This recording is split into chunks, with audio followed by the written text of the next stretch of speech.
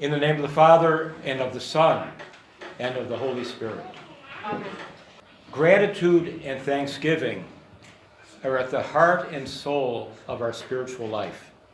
As our walk as Orthodox Christians, gratitude and thanksgiving is our foundation, and everything flows from that. Case in point, years ago, in my younger priest days, I was assigned to a parish, and I had quite a few people who were in recovery.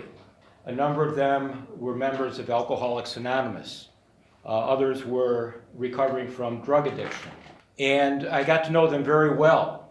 And I would attend their open meetings, and I had quite a lot of discussions with them about their journey toward recovery and also maintaining recovery and sobriety. And one day I asked one of the men, who I got to know very well, I said, now what is really the secret of you keeping sober? You've been sober for 10 years now. What has kept you sober?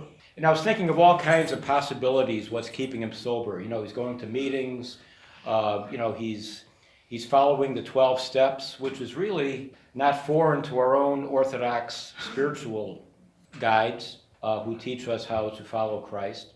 But he told me, he said, what's keeping me sober is gratitude. Now back then, I didn't understand that all that well. I said, how can gratitude keep someone sober? How can gratitude keep someone grounded? And how can gratitude keep someone healthy and peaceful? And one of the things that came to me was that in gratitude, when we express gratitude, how do we feel inside when we do that? We may be having some days and years or a lifetime of sorrows and pain, but there's also places of gratitude and thanksgiving within those things. And it seems like when we express that kind of gratitude, we feel a lightness of spirit, and all of a sudden we feel, in a very real sense, God's grace flowing over us and within us. Something is taking place within this attitude of gratitude. And it's a very mysterious thing. And it's not a transactional thing where, okay, if I'm grateful for God, God's going to return and do some good things for me. That's not how it works. Gratitude in its very nature is a graced attitude toward life. Case in point, once again, the story that we heard today in the Gospels. A very familiar story of the 10 lepers. And we know that Jesus is on his way to Jerusalem, and he's going through the territories of Samaria and Galilee. In a very real way, he's going through kind of the borderlands, and there he is encountering outcasts. He's encountering people who are lost, people who are in need of healing. And as he's going along the way, he's encountering people. And people know him, and they come to him, and they are healed. As he's going through one town, he encounters a group of lepers. Leprosy back then in ancient times was the kiss of death in many, many levels. As soon as someone noticed a white splotch or blotch on their skin, they knew they were in a world of trouble, because the consequences of that would be they would be kicked out of their house, ostracized by their family and friends. They would have no place that they would call their own. They would be wanderers, having no place to call home. And they wandered. On top of that, it was the law that they had to be about 50 yards from people downwind to keep away from people who may be contaminated by them. So the distance of people from them was a big part of their life. It was a miserable life. And it was not unknown that people would be stoned if they got too close. And so we have these group of lepers, outcasts, who approach Jesus. Now they're trying to express their voice, but their bronchial tubes are all dried up because of the leprosy. So their speech is guttural. They are croaking to Jesus, barely getting a voice out. Jesus, have mercy on us, is what they're saying. And Jesus says, go to the priests. This is what you need to do. You have to go now to the priests. And think what they're thinking right now. He said, well, the priest that you want me to go to is the very priest who condemned us to live this life. And if we go any near him, being lepers, we are going to be killed. We're going to be stoned to death. But the lepers are obedient. And so as on their way, they are healed. They are healed. And we know the story very well. Out of the 10, one comes back and gives thanksgiving to Christ for what has just taken place. Now we have to hand it to the other 9 lepers. They were obedient to Christ. They did trust Christ, and they did put their hands, they did put their self in God's hands through Christ. They did. So they did well, in a sense, of their faith, that Jesus, it can indeed heal them. But because one came back in a spirit of thanksgiving and gratitude, something more happened to that leper. Yes, the other 9 were healed. God bless them. But that one experienced something even deeper, a deeper healing, a warmth of spirit, a feeling of oneness with Christ in a very real way.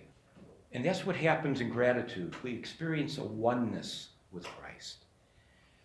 It's very mysterious. We can try to take it apart, analyze it, try to figure it out, and we never will. But the fact of the matter is, that's what happens to us.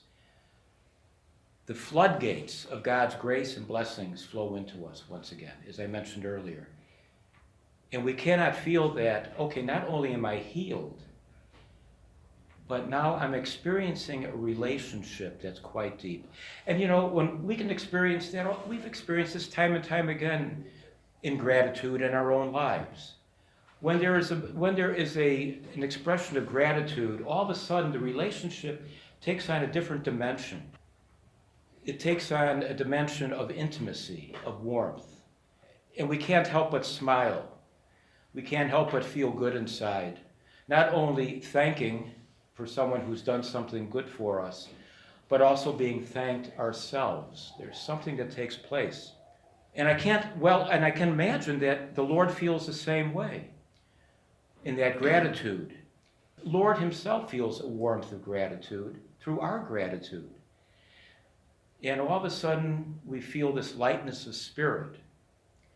And we can go back to my friend years ago in his quest for sobriety and living sobriety. Now I understand, after a while, I got to understand what he was talking about. And that in his gratitude, in his way of approaching life in thanksgiving, it's not like he was in denial of the bad things that were taking place in his life, or the painful things, or the challenging things in his life. But with thanksgiving and gratitude, all of a sudden, in a very real way for him, as he described it, heaven opened up for him. And he knew that he was not alone in his walk. And that in his, at times, helplessness and hopelessness, and at times a very difficult time remaining sober, he can go to the Lord with gratitude, knowing that in that somehow or other, in my expression of gratitude, I'm feeling Christ very, very close to me. And I have nothing to fear. I have nothing to worry about. Because not only is Christ working in my life, but he's also working in ways in which I have no idea what he's doing. But all I do know is that in the midst of everything, even at times in the midst of darkness, in this attitude of gratitude, I'm feeling a light within myself. And within that light, in the midst of darkness, I begin to feel whole again. I begin to feel, once again, peace again. And so, what a gift that the Lord has given us, this gift of gratitude. How did he put this in our own human DNA? Gratitude. He didn't have to do that, but he did. And as he did that, he allows us then to experience him. And so the invitation today is two things that the gospel is teaching us today. One thing is obedience to the Lord.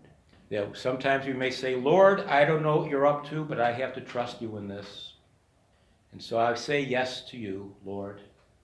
And as I say, though I walk in the valley of death, I will fear no evil because you are with me. And the second is gratitude, where the Lord connects with us in such a profound way that we can't help but feel that as the Lord has filled us with his life through our gratitude, we become, in a sense, Eucharistia, Thanksgiving, Eucharist, that we celebrate here today. And so as we, once again, it's a reflection of our coming to church today, to experience the Eucharist, Thanksgiving, and feeling the Lord's touch and the Lord's compassion and mercy toward us. And most of all, the sharing of his life with us, calling us to union with him. The blessing of the Lord be upon you through his grace and love for mankind, always, now and ever, and on to the ages of ages.